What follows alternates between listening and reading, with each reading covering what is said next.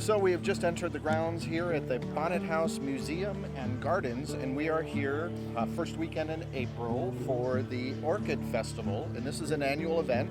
This is our first time ever coming to it, so we're super excited. We're going to take you on a little journey with us. We're going to walk around this park, check out the festival, and then we're going to also do a little tour of the Bonnet House itself, which I've never been to in all the years I've lived here. So I don't quite know what to expect. I'm not sure if we can even take a camera into the museum. We'll find out when we get there. But in the meantime, we're going to have a good time. Yeah, we're going to explore. What a beautiful day here in South Florida. Yeah. So, as we said, bringing you things from the Fort Lauderdale area, and this is right in the backyard of Fort Lauderdale, open year-round Bonnet House Museum and Gardens. Yeah, it's something fun that you can do if you're coming to the beach and then also want to do something else. Sure. It's right. Yeah, it's right next to the beach.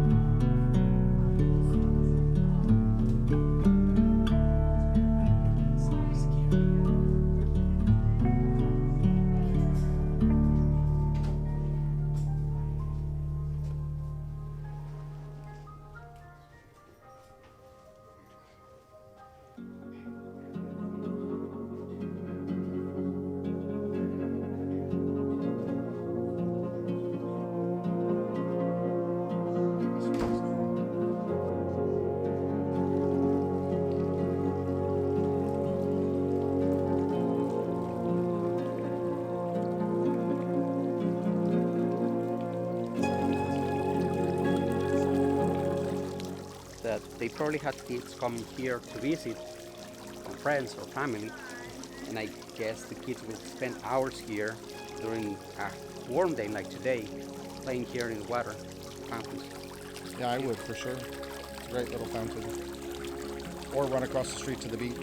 One of the things that I love about the grounds here is that the walk paths, this is all actually coral. A lot of people don't know that when you just dig about less than a few inches in the ground here in South Florida, it's all coral. It's very hard.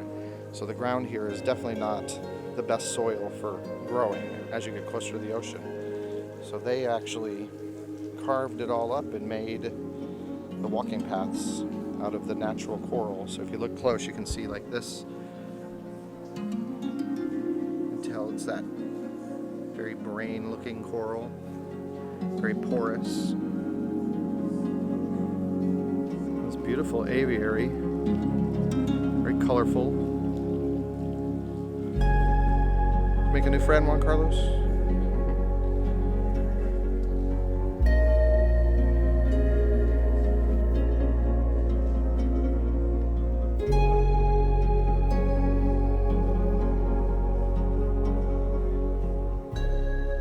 What I absolutely love about this house is the openness in how it's built around this big open center courtyard. And obviously that made a lot of sense back in the 1800s when we didn't have air conditioning to really take advantage of the nice breezes that we get here in South Florida. And since it was a winter home, it certainly made it very comfortable living here and having the open air flow of the air around here. Pretty cool.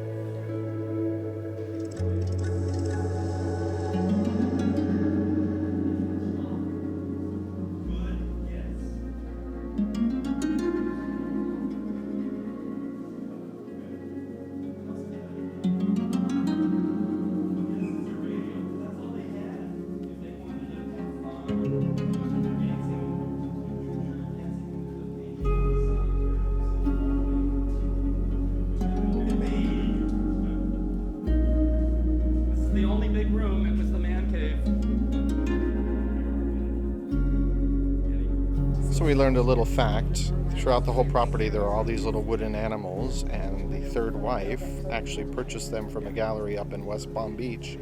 Every year she would come down, she would add to it. Now they've got over 400 of them on property. And the man of the house, since she was doing all of these wooden sculpture buying, he started purchasing carousel horses, and there are many of them on the property. You know we love an owl. That one's pretty cool. And the other fascinating little fact about this place is because Frederic was an artist himself, every piece of artwork that is hanging here, except for in the room where you get the video, was painted by him. This cow is dancing along with its tongue out, having a time of its life.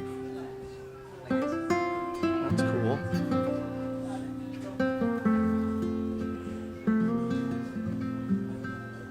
Put a comment below. What do you think of this one? Secret message.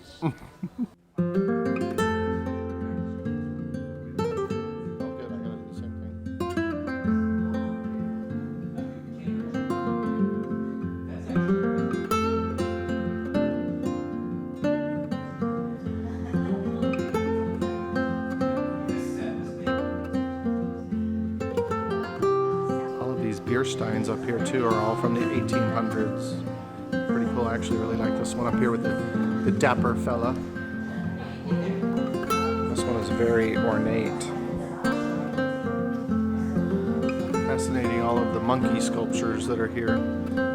With this little alcove area. Very nice. Everything is hand painted by Frederic. And although he was an artist, he actually made his living doing all of this kind of work, faux art, for buildings and museums. There's a shell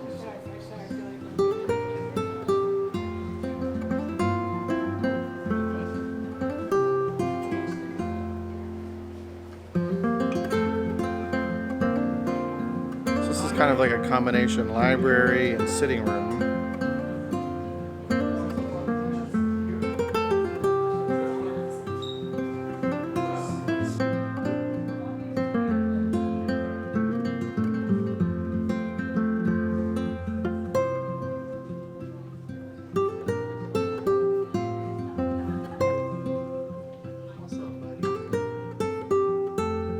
Okay, we have a question for all of you watching this video. This is a swan holding a flag, and then over here we've got the lion or tiger holding the flag. We know there's some significance to this, but neither one of us can remember. So if you know, put a comment below and let us know.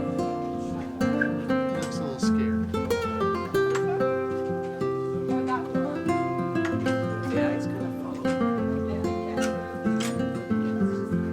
As always, we had to buy something, right? And we used to buy, Christmas decoration everywhere we go. And I like this one because it's very unique. It's very the house, and it's got all these little swans, beautiful. So yes, here they have the mission shop where you can buy some chutskis. What you got, Amor? Orchids. Yay! Because we're in the Orchid Festival. We are. All right, everyone. So this about wraps up our day here from the Orchid Festival and the Bonnet House. You showing off our orchids? Show that one again. Beautiful. So yeah, this booth right behind us, by the way, we'll give a shout out to them, Quest Orchids from down in Miami. We picked up 3 new Vandas. One's blooming, beautiful, for our backyard, and then another tabletop orchid that we're going to put on our back porch. So yeah, what a beautiful day. And again, if you find yourself in South Florida, come check out Bonnet House. Obviously, it's beautiful. The Orchid Festival is not going on year-round, but if you're here at the beginning of April every year, you can come to this festival. You can always go find orchids in a Home Depot nursery. or Yes. a nursery. Yeah. But yeah, we enjoy our orchids, and it's one of our little passions in our Yeah, we home. have quite a few. Yeah. So right now we have 6 in the backyard, plus the table. We got about 10. We've just added 4 more, so we got about 14 orchids. Not too bad. Yeah. We're going to become orchids. Or What is that, an orchidarian? I'll say. I have no idea. Anyway, as always, we appreciate you watching. And this is one of the things that makes us happy, getting out and exploring in your own town. What makes you guys happy? Put a comment below. And remember, Happiness is a lifestyle. Anyway, until next time, everyone, have a great day, have a great night, and have a great week. Bye. All right, and one last little update now that we're back home.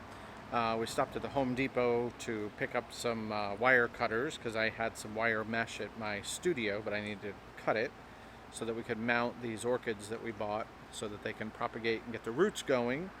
And the good thing about these particular Vanda orchids that we purchased today at the festival is that these eventually are going to be able to go into the full sun once the root system gets a little stronger.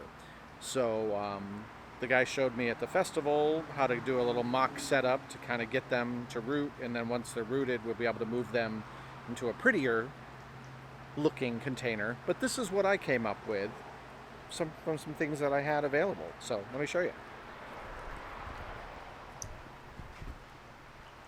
So here we go. I had this old milk crate that I somehow acquired years and years ago. So I threw a couple bricks in the bottom of it to weigh it down.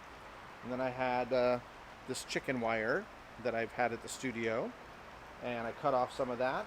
And I've mounted these 3 Vandas to it. One of them is flowering, which is great. And you can see, like this one down here, it's only got the one root.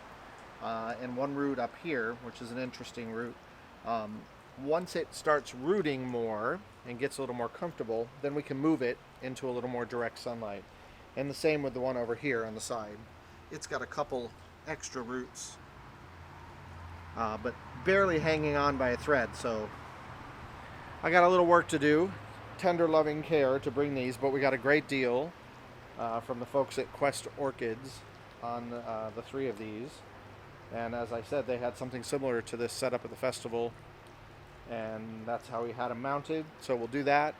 Orchid food, kind of keep it in indirect light for a little while until they really start growing some roots. And once they start growing roots, slowly introduce them. And then these particular breed of orchid can get full sun. And I'm not great with the official names, but it's a MOK Jafrak Blue orchid. So I'll do a little more research and put a link below so you guys, if you're curious. But these flowers are absolutely beautiful. Check them out. So yeah, super excited that we picked up some new orchids, and then my other orchid garden we'll show you. It's doing pretty well. Right now we have nothing blooming, but these are them. So these are all doing really well. You can see the root systems. We got 1, 2, 3, 4, 5, 6 very large Vandas, and they love this little corner of the yard. And the way that it's set up back here, which is great, because every night when the sprinkler system comes on, they get their nightly watering, plus they're under the palm tree, so they get indirect sunlight. These don't like full sun. So Juan Carlos and I are super, super excited about our new purchases. What do you think? Put a comment below. All right, ciao.